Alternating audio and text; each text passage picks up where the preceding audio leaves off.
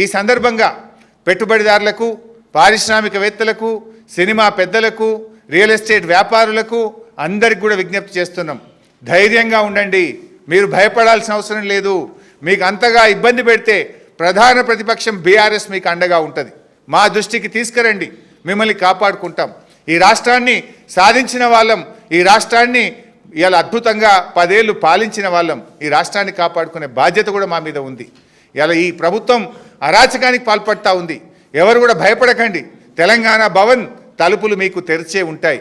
ఏ ఇండస్ట్రియలిస్టుకు, ఏ real estate వ్యాపారికి, ఎవరికి, cinema పెద్దలకు కానీ, కార్మికులకు కానీ, పేదలకు కానీ ఎవరికి కష్టం వచ్చినా బీఆర్ఎస్ మీకు అండగా ఉంటుంది. మీ పక్షాన బీఆర్ఎస్ పోరాడుతుంది.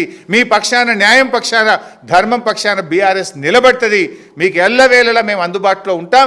ఎవరికి ఏ కష్టం వచ్చినా కూడా మా దృష్టికి తీసుకురండి.